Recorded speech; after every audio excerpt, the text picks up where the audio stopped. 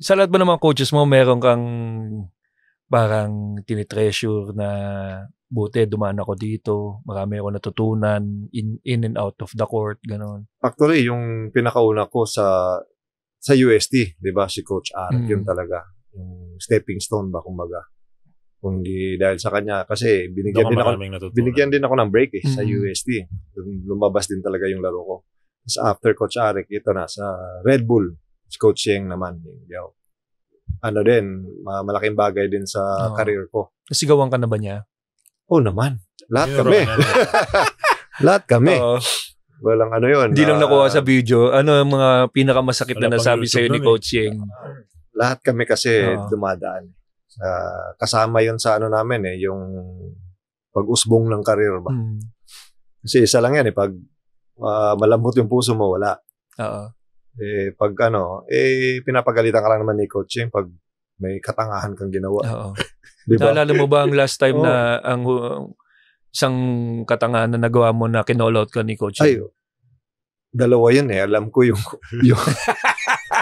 yung una kasi may laro ata kami na parang kailangan mag-rotate. Kasi mainit si Aris, di maunahan. Rotate kayo sa corner. Kailangan mag-rotate kami sa kanya. Yung time na yun, hindi ako naka-rotate. Parang nagdalawang isip pa ako. Nakashoot. Dapat fully committed ka mag-rotate. Si Coach Yeng, pinagalitan talaga. Buka talaga. Parang, gusto mo sikmuraan kita.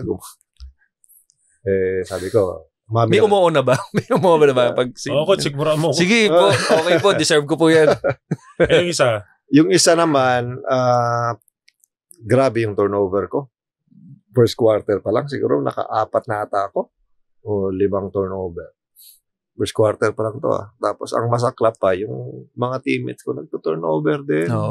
Ang dami namin turnover first half. Tapos tambak pa kami. Kalaban nata namin Hinebra. Sa dagat. Galit talaga si Coach. Talagang, Tapos sabi niya sa akin, isang turnover, papauwi na kita. Gumanon sa akin. Tapos ayan na. First 5 na naman ako sa third quarter. Nag-turnover ulit ako. Ayun. Nilabas ako. Sabi, pinaupo. Hindi naman ako pinauwi. Pinaupo ako dun sa dulo. Umupo ka dun sa dulo.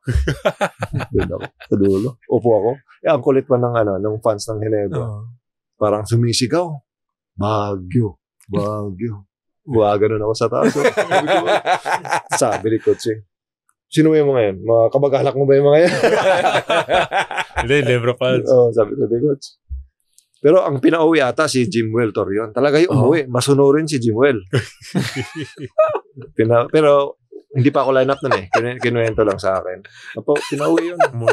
Umuwi si Jimwell. Sumunod talaga. Masunurin, no? Masunurin si Jimwell. Baka lalong magalit Tuwa yung coach kasi sumusunod sa coach. Iba kasi ako, hindi ako uwi. Pag uwi na kanya, uwi. Tapos, sinong pinaka-favorite mong coach sa PBA? Yun, si Coach Yeng. Siyempre, parang kasi, alam mo si Coach Yeng kasi parang siya lang ang nag-iisa na prangka. Sugar coating. Prangkain ka, walang cooking, sugar coating. Cooking sa sa namin, term namin. So, hindi ka bobolain. Talagang straight up parang wala kang shooting. Ano yung kanya? Talagang sasabihan kanya. So, mas appreciate niyo yun? Mas mas gusto namin kasi yung parang, di ba, bobolain ka na, you're good. Tapos, hindi ka na mapala gagamitin. Di ba? So, yun yung isa sa gusto ko kay Coach. Parang tatay ba? Ang dali lang kausap. Stricto siya, pero talagang makikita mo yung niya, yung pagmamahal ba ng player. Nagko-compliment ba siya? Nagko-compliment din siya? Hindi siya mahilig mag-compliment kasi kumbaga parang parang kailangan yung respeto mo ba kasi pag yung coach kasi na parang masyado mong ka-close, nakakabiruan mo, parang alam mo yun, parang mawawala ka ng respeto. Kailangan may gap. Parang may gap. So, si Coach Yeng, yun talaga siya. Parang tatay talaga.